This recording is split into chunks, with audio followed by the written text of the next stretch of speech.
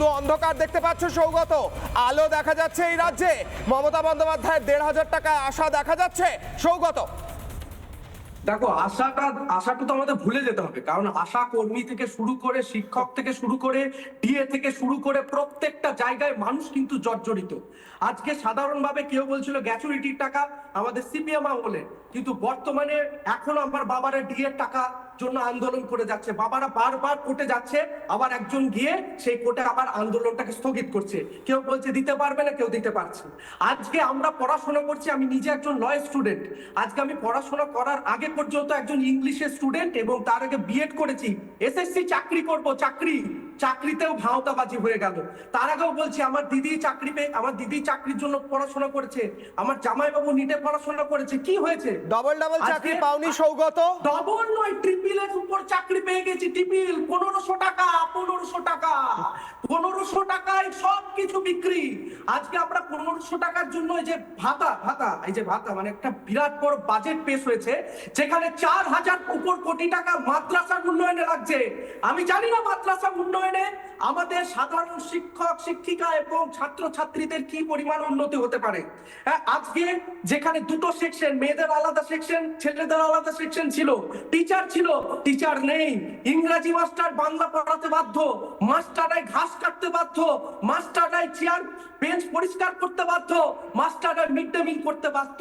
মাস্টাররা আসে স্কুল কলেজে শুধুমাত্র নতুন নতুন স্কিমকে ইন্ট্রোডিউস করার জন্য। কখনো আংটি দেবে, কখনো গলায় মালা দেবে, কখনো জুতো দেবে, কখনো দেবে, কিন্তু শিক্ষা নেই। আমার বাবা একজন শিক্ষক ছিলেন, রিটায়ার্ড করেছেন।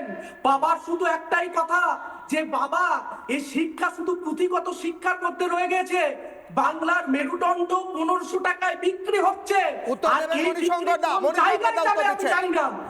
মণিশঙ্কর দা উত্তর দিন সৌগত। উনি কি লাইনে কথা বলছেন, কিভাবে কথা বলছেন, আমার কোনোটাই বোধগম্য হচ্ছে না। আমি বলতে পারি, কিন্তু ওনার উত্তর দেওয়ার আমি মনে করি না। আমি মনে করছি, দেখুন এখানে যারা কথা, ভাই তুমি চুপ করে, হয়েছে তোমার কথা, হয়েছে তো। আরে ইউটিউবার ভাই তুমি, ঠিক আছে হয়েছে তো কথা। তুমি তো লয়ের স্টুডেন্ট, আমরা দেখছি ইউটিউব বলছে।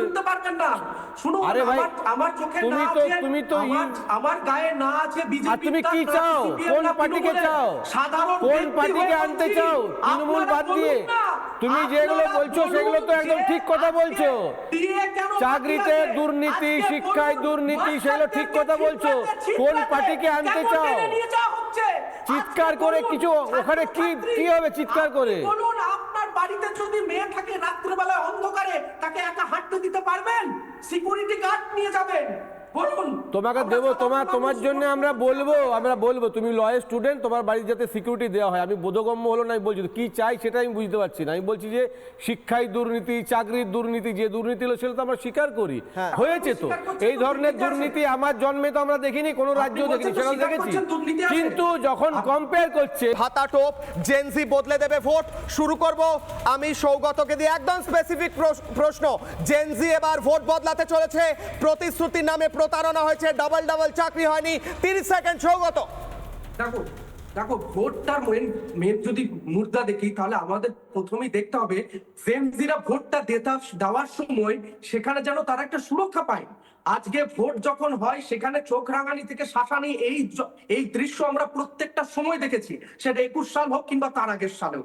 এবার যদি ভোটের সময় ওই একই জিনিস হয়, জেনজি তাদের মুখের সেই কথা, তাদের হাতের সেই বাটনটা টিপবে কোন জায়গায়, এটা যদি তারা সিদ্ধান্ত নিতে পারে সেই চোখ রাঙানিকে সরিয়ে দিয়ে, তাহলে অবশ্যই নতুন একটা পরিবর্তনের দিকে আমাদের এই বাংলা এগিয়ে যেতে চলেছে। শুভম, নানা ধরনের কন্টেন্ট দেখার জন্য লাইক করুন, শেয়ার করুন আমাদের ফেসবুক পেজ, সাবস্ক্রাইব করুন আমাদের ইউটিউব চ্যানেল। পাশাপাশি অন্যান্য ব্রেকিং নিউজের জন্য অবশ্যই চোখ রাখুন রিপাবলিক বাংলায়।